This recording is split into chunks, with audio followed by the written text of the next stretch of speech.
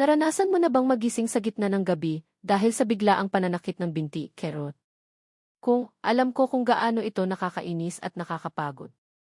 Para sa maraming senior citizen, ang mga pananakit ng binti, leg cramps, ay hindi lamang paminsan-minsang abala, pakiramdam nila ay parang isang walang tigil na laban. Ngunit may isang bagay na maaaring hindi mo namamalayan, ang mga prutas na kinakain mo, ang mga masusustansya at masasarap na merienda na iyon, ay maaaring nagpapalala pa sa sitwasyon. Nakakagulat, hindi ba? Ang ilang prutas, bagamat puno ng nutrisyon, ay maaaring makagambala sa maselang balanse ng hydration at electrolytes ng iyong katawan, ang mismong balanse na kailangan mo upang maiwasan ang mga pananakit ng binti. Maligayang pagbabalik sa Elders Insight. Ngayon, susuriin natin ng malalim ang isang paksa na maaaring tunay na makapagpabago sa paraan ng iyong pagkontrol sa mga pananakit ng binti. Sa pagtatapos ng video na ito, malalaman mo ng eksakto kung aling-anim na prutas ang dapat iwasan at kung bakit. At huwag mag-alala, magbabahagi rin ako ng ilang kamanghamanghang alternatibo na hindi nagdudulot ng pananakit ng binti upang mapanatili ang iyong dieta na parehong malusog at masarap. Kaya't umupo ng komportable at pag-usapan natin kung paano ang maliliit na pagbabago ay maaaring humantong sa malaking pagbabago sa iyong kaginhawahan at kapakanan. Handa na? Simulan na natin. Ang 6 na mapanganib na prutas. Para sa bawat prutas na babanggitin ko, ipapaliwanag ko kung bakit nito maaaring palalain ang pananakit ng binti at mag-aalok ng mas malulusog na alternatibo na maaari mong subukan sa halip. 1. Sobrang hinog na saging.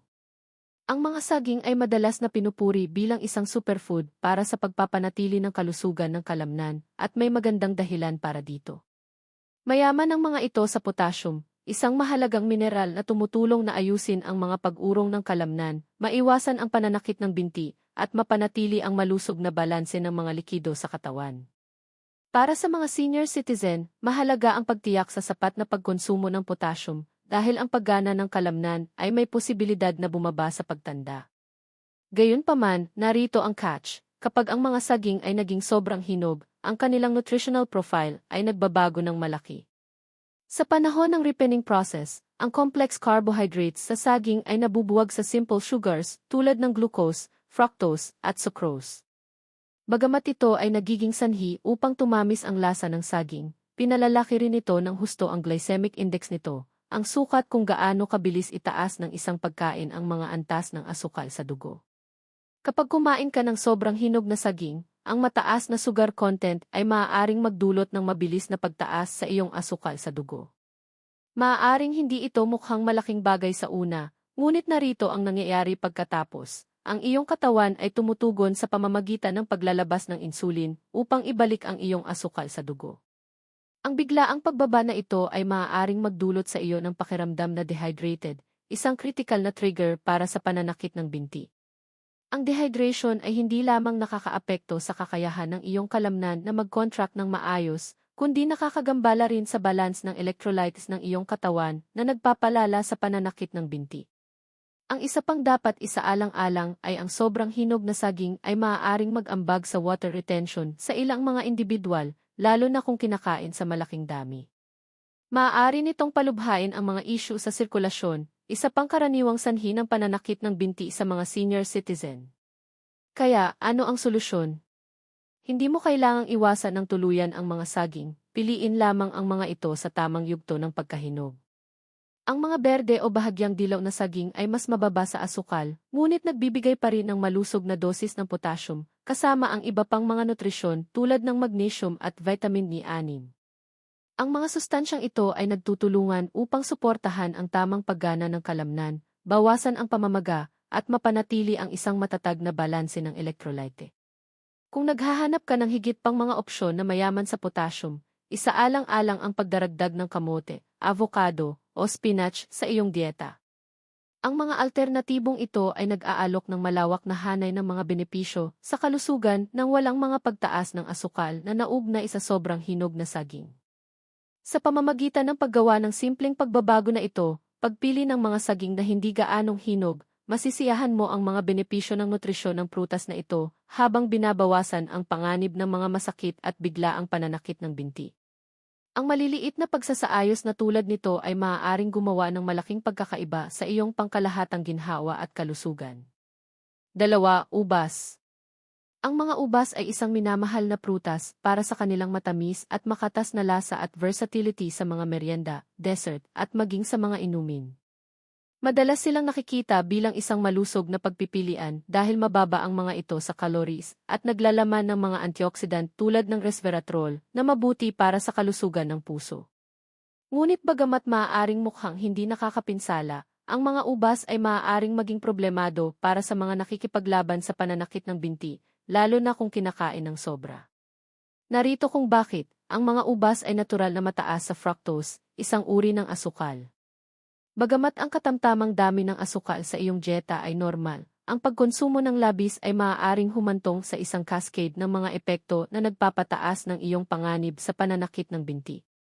Ang mataas na sugar content sa mga ubas ay maaaring mag-ambag sa dehydration sa pamamagitan ng pagkuha ng tubig mula sa iyong mga cell, na nagdudulot naman ng pagkagambala sa balance ng likido ng iyong katawan. Ang dehydration ay isa sa mga pangunahing trigger para sa pananakit ng binti dahil kailangan ng mga kalamnan ang sapat na hydration upang gumana ng maayos at maiwasan ang masakit na pag-urong. Bukod pa rito, ang natural diuretic effect ng mga ubas, na nagiging sanhi ng pag-ihi mo ng mas madalas, ay maaaring humantong sa pagkawala ng mga mahalagang electrolyte tulad ng potassium at magnesium. Ang mga mineral na ito ay mahalaga para sa pag-iwas sa pananakit ng binti dahil kinokontrol nila ang pag-urong at pagre-relax ng kalamnan. Kapag bumaba ang iyong mga antas ng electrolyte, mas madaling magsimula ang pananakit ng binti. Ang nagiging mas nakakalito sa mga ubas ay kung gaano kadali ang kumain ng labis nito. Ang kanilang maliit na sukat at katamisan ay nagiging sanhi upang kainin ang mga ito sa pamamagitan ng dakot-dakot, madalas nang hindi na pagtatanto kung gaano karaming asukal ang iyong kinokonsumo. Ang isang tasa lamang ng mga ubas ay naglalaman ng humigit kumulang 23 gramo ng asukal, halos kasing dami ng isang candy bar. Para sa mga senior citizen na ang metabolismo at paggana ng kidney ay maaaring hindi gaanong mahusay, ang sugar overload na ito ay maaaring magkaroon ng mas malaking epekto sa hydration at balanse ng electrolyte. Kaya, ano ang alternatibo? Sa halip na ubas, isaalang-alang ang pag-abot sa mga berries tulad ng blueberries, raspberries, o strawberries. Ang mga prutas na ito ay mas mababa sa asukal, mayaman sa fiber, at puno ng mga antioxidant na nagpapababa ng pamamaga at sumusuporta sa pangkalahatang kalusugan ng kalamnan. Ang mga blueberries sa partikular ay naglalaman ng mga compound na nagtataguyod ng mas mahusay na sirkulasyon na maaaring makatulong na mabawasan ang dalas ng pananakit ng binti. Kung nasiyahan ka sa kaginhawahan ng pagkain ng ubas, subukang kontrolin ang iyong mga bahagi o balansihin ang mga ito sa hydrating, mababang sugar na mga opsyon tulad ng mga hiwa ng pipino o celery sticks.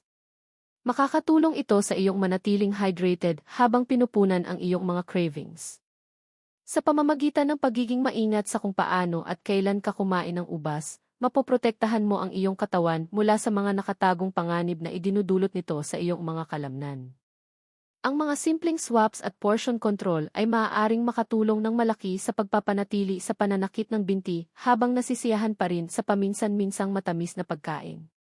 3. Mga dalandan o ranges ng labis. Ang mga dalandan ay madalas na ipinagdiriwang bilang isang powerhouse ng bitamina C, isang mahalagang sustansya na nagpapalakas sa iyong immune system at nagtataguyod ng malusog na balat. Para sa marami, ang mga ito ay isang go-to snack o breakfast addition na nag-aalok ng nakakapreskong pagsabog ng lasa. Gayunpaman, pagdating sa pagkontrol sa pananakit ng binti, ang mga dalandan, lalo na kung kinakain ng labis, ay maaaring magdulot ng ilang hindi inaasahang hamon. Narito kung bakit, ang mga dalandan ay lubhang acidic.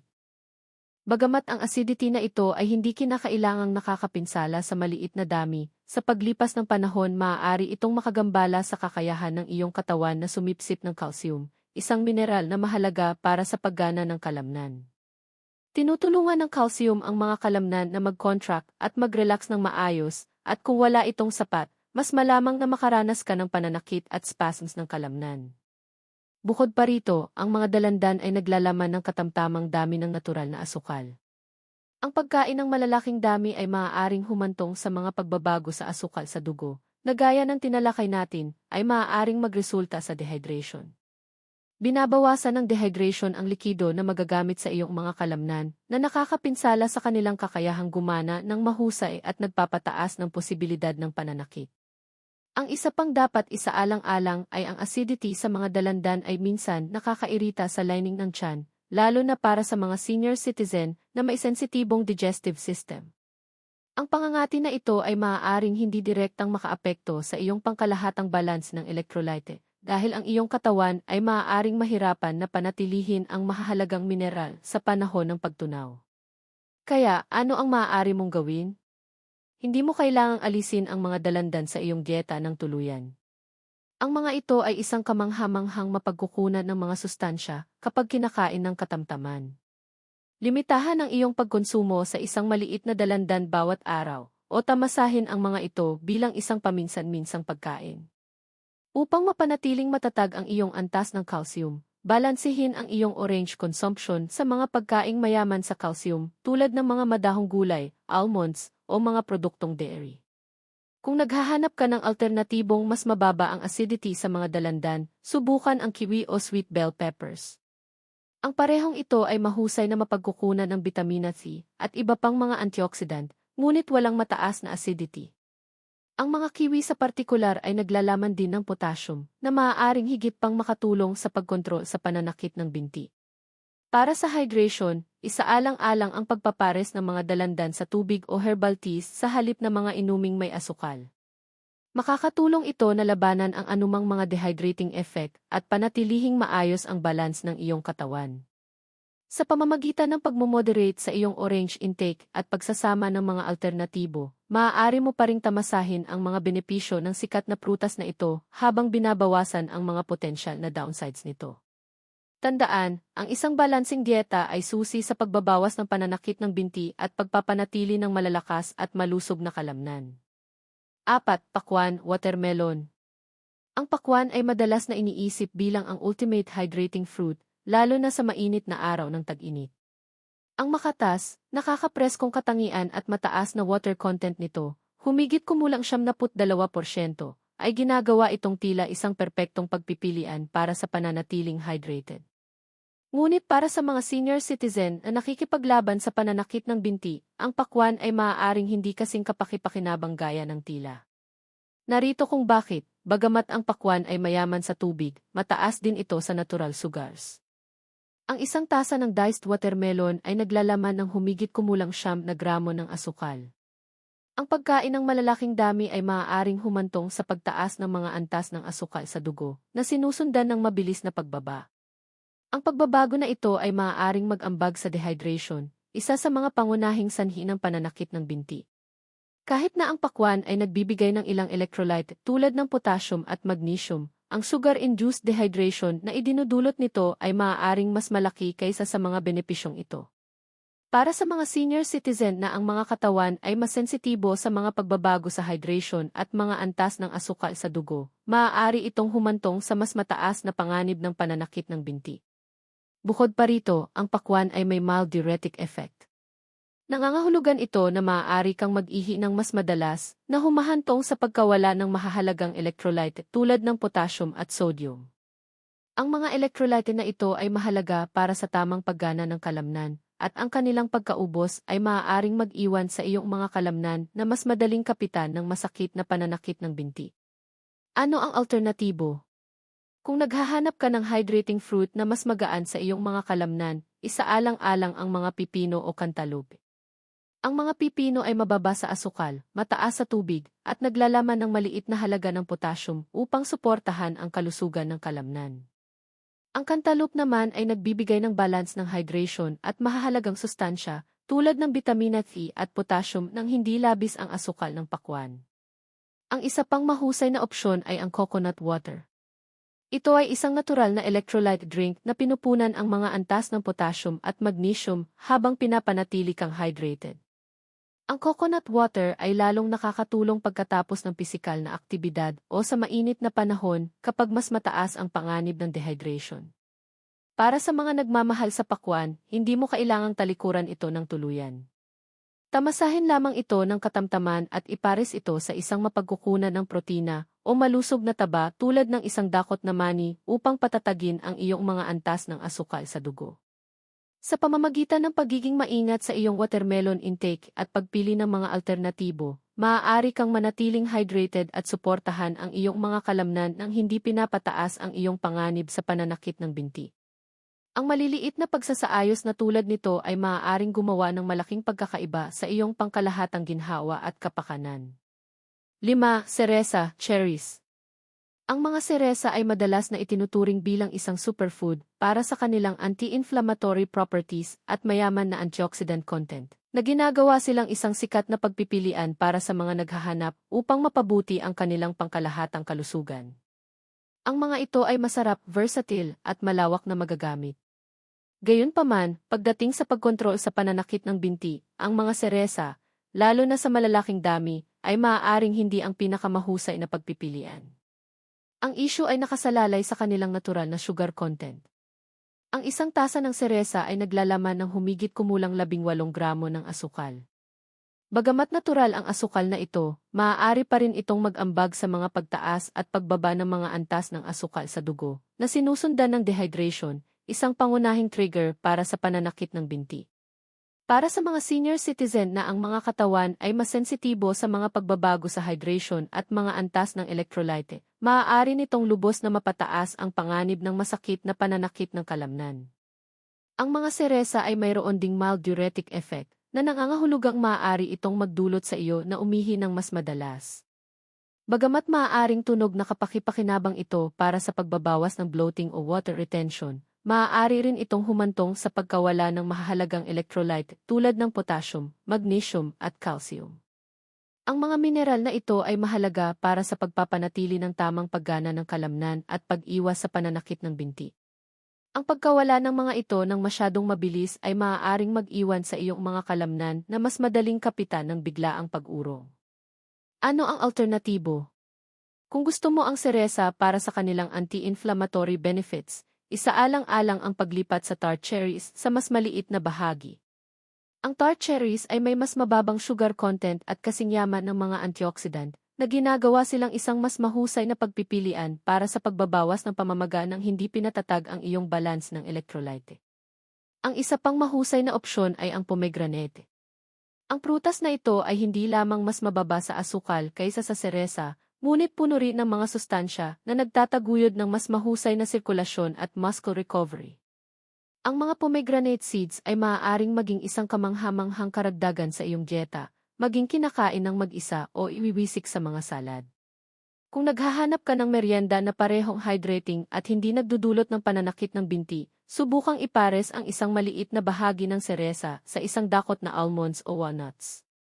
Ang malusog na taba at protina sa mani ay maaaring makatulong na patatagin ang iyong mga antas ng asukal sa dugo at labanan ang anumang potensyal na dehydration na dulot ng mga seresa. Sa pamamagitan ng masusing pagtatamasa ng seresa at paggalugad ng mas malulusog na alternatibo, maaari mo pa ring makinabang sa kanilang mga sustansya nang hindi pinapataas ang iyong panganib sa pananakit ng binti.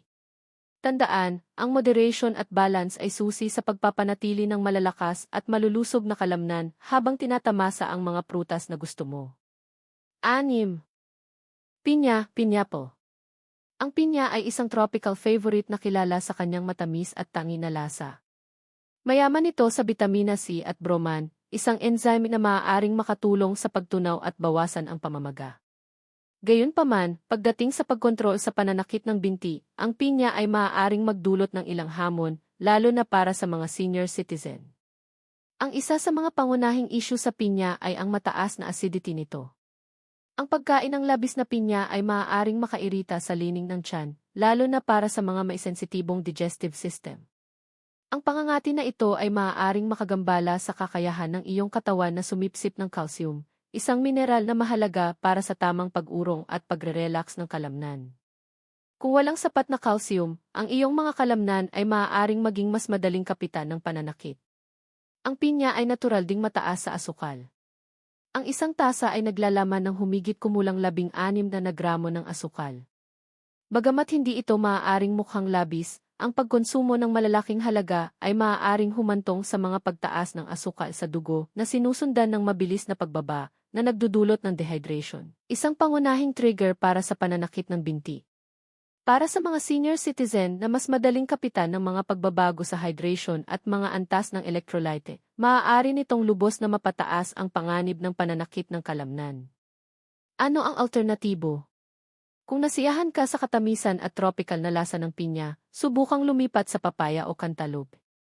Ang papaya ay mas magaan sa tiyan, mas mababa sa asukal, at nagbibigay pa rin ng mayaman na mapagkukunan ng bitamina C, potassium, at magnesium na sumusuporta sa malulusog na kalamnan.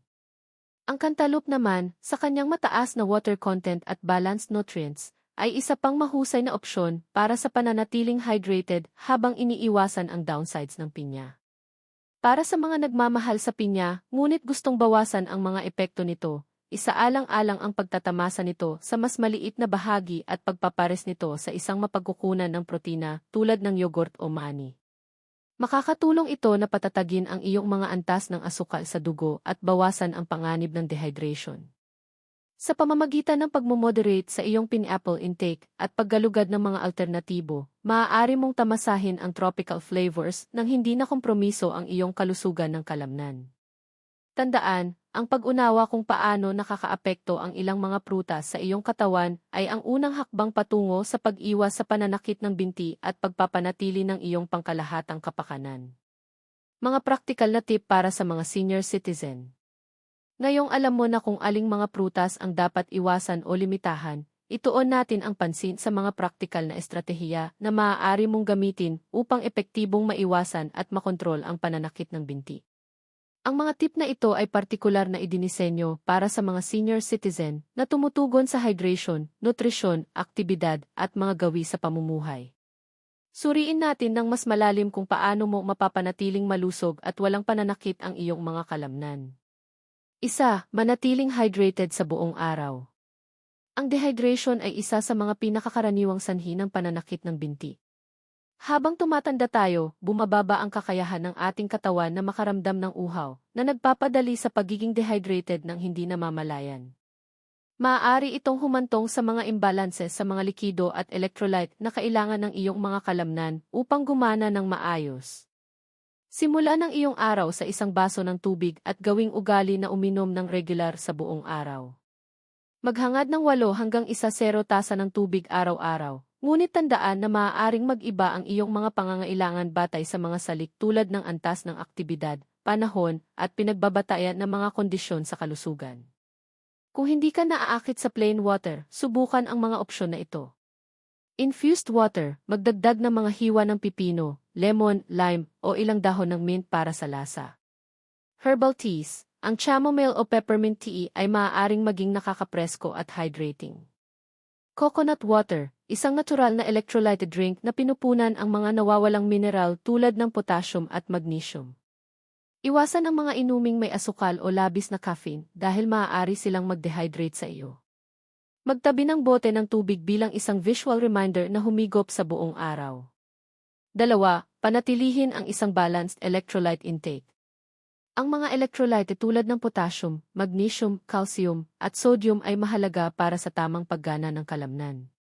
Kapag ang mga mineral na ito ay wala sa balanse, ang iyong mga kalamnan ay maaaring mas madalas na manakit.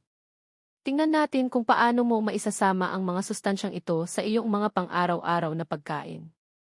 Potassium, matatagpuan sa mga madahong gulay, kamote, avocado, lentils, at beans.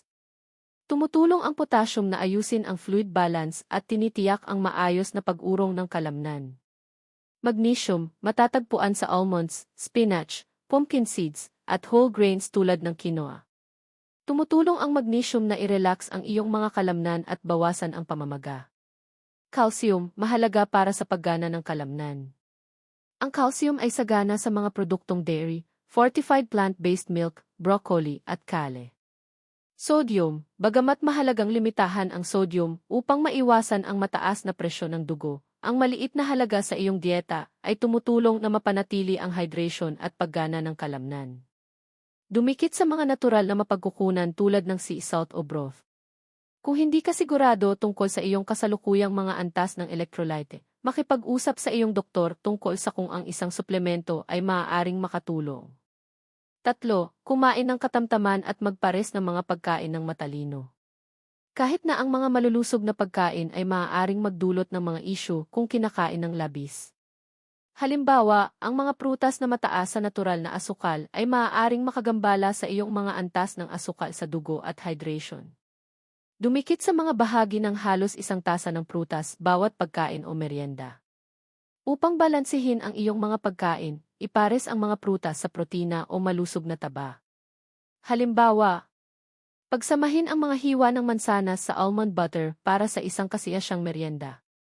Magdagdag ng berry sa Greek yogurt para sa isang nutrient-packed na almusal. Ipares ang cantaloupe o papaya sa isang dakot na mani para sa isang tropical twist. Ang mga kombinasyong ito ay nakakatulong na pabagalin ang pagsipsip ng asukal, pinapanatili ang iyong enerhiya na matatag at binabawasan ang mga panganib ng dehydration. 4. Mag-stretch at mag-ehersisyo ng regular. Ang pananakit ng binti ay madalas na sanhi ng mahinang sirkulasyon o mahigpit na kalamnan. Ang banayad na pag-stretch at regular na paggalaw ay maaaring mapabuti ang daloy ng dugo at mabawasan ang tensyon sa iyong mga binti. Narito ang ilang mga ehersisyo na maaari mong isama sa iyong pang-araw-araw na gawain. Calf stretch, tumayo ng nakaharap sa dingding. Ilagay ang iyong mga kamay sa dingding at iurong ang isang paa. Panatilihing tuwid ang iyong binti sa likod at ang iyong sakong sa sahig. Hawakan ng 20 tandang bawas 30 segundo sa bawat panig. Hamstring stretch, umupo sa gilid ng upuan. Iunat ang isang binti ng tuwid at bahagyang yumuko pasulong. Hawakan ng 20 segundo at magpalit ng mga panig. Foot flexing, habang nakaupo, ibaluktot ang iyong mga paa pataas at pababa upang i-stretch ang iyong mga binti at mapabuti ang sirkulasyon. Kung nakaupo ka sa mahabang panahon, magpahinga bawat oras upang tumayo, mag-stretch, at maglakad-lakad. Kahit na ang mga maikling paglalakad ay maaaring lubos na mapabuti ang daloy ng dugo at bawasan ang iyong panganib ng pananakit ng binti. 5. Panatilihin ang isang pagkain at lifestyle journal. Ang pagsubaybay sa kung ano ang iyong kinakain at kung paano tumutugon ang iyong katawan ay maaaring maging isang napakakapaki-pakinabang na tuol. Itala ang iyong mga pagkain, merienda, paggamit ng tubig, at anumang mga yugto ng pananakit ng binti. Sa paglipas ng panahon, maaari kang makapansin ng mga pattern. Halimbawa, ang ilang mga pagkain o pag-ugali na nagtitrigger ng pananakit ng binti. Narito ang ilang mga katanungan na dapat isaalang-alang kapag nag-journal. Sapat ka bang uminom ng tubig ngayon? Anong mga pagkain ang kinain mo bago makaranas ng pananakit ng binti? Aktibo ka ba o nakaupo bago mangyari ang pananakit ng binti? Ang isang journal ay maaaring makatulong sa iyo na matukoy ang mga trigger at gumawa ng matalinong mga desisyon tungkol sa iyong dieta at pamumuhay. 6. Subukan ang isang warm bath o massage. Kung madalas kang nakakaranas ng pananakit ng binti sa gabi, ang isang warm bath o leg massage bago matulog ay maaaring gumana ng kamangha-mangha. Ang maligamam na tubig ay nakaka-relax sa iyong mga kalamnan at nagpapabuti sa sirkulasyon na ginagawang hindi gaanong malamang ang pananakit ng binti. Para sa dagdag na ginhawa, isaalang-alang ang pagdaragdag ng Epsom salts sa iyong paliguan. Ang magnesium at Epsom salts ay sumisipsip sa pamamagitan ng balat na tumutulong na kalmado ang mga tense na kalamnan. Kung wala kang oras para sa isang paliguan, ang isang mabilis na leg massage na may moisturizing lotion o essential oil tulad ng lavender ay maaari ring makatulong na i-relax ang iyong mga kalamnan at ihanda ang iyong katawan para sa nakakapagpahingang pagtulog. 7. Isaalang-alang ang medikal na payo. Kung ginawa mo ang mga pagbabago sa pamumuhay na ito at nakakaranas pa rin ng madalas o malubhang pananakit ng binti, mahalagang kumonsulta sa iyong doktor. Ang patuloy na pananakit ng binti ay maaaring maging senyales ng isang pinagbabatayan na kondisyon, tulad ng mahinang sirkulasyon o vascular disease, mga isyu sa nerbyo tulad ng peripheral neuropathy, mga epekto ng gamot. Maaaring suriin ng iyong doktor ang iyong mga sintomas, magsagawa ng mga pagsusuri kung kinakailangan, at magrekomenda ng mga solusyon na iniayon sa iyong mga pangangailangan, tulad ng physical therapy o pagsasaayos ng gamot. Ang pananakit ng binti ay maaaring maging disruptive at hindi komportable, ngunit sa pamamagitan ng mga praktikal na tip na ito, maaari mong kontrolin ang sitwasyon. Sa pamamagitan ng pananatiling hydrated, pagbabalanse sa iyong mga electrolyte, regular na pag-stretch, at pagsubaybay sa iyong dieta, maaari mong bawasan ang dalas at kalubhaan ng pananakit ng binti at tamasahin ang isang mas komportable at aktibong buhay. Tandaan, ang maliliit na pagsasaayos sa iyong pang-araw-araw na gawi ay maaaring humantong sa malalaking pagpapabuti sa iyong pangkalahatang kapakanan. Alagaan ang iyong sarili at alamin na ang bawat hakbang na ginagawa mo tungo sa mas mahusay na kalusugan ay sulit. Pinagsasama-sama ang lahat. Ngayong natakpan na natin ang lahat mula sa 6 na prutas na maaaring nagpapalala sa iyong pananakit ng binti hanggang sa mga praktikal na hakbang na maaari mong gawin upang maiwasan ang mga ito. Oras na upang pagnilayan kung paano ang mga maliliit na pagbabagong ito ay maaaring magkaroon ng malaking epekto sa iyong kalusugan at kapakanan. Ang pananakit ng binti ay maaaring madama tulad ng isang hindi maiiwasang bahagi ng pagtanda, ngunit hindi nila kailangang maging. Sa pamamagitan ng pananatiling maingat sa kung ano ang iyong kinakain, pinapanatili ang iyong katawan na hydrated, at binibigyan ang iyong mga kalamnan ng pangangalaga na kailangan nila, maaari mong bawiin.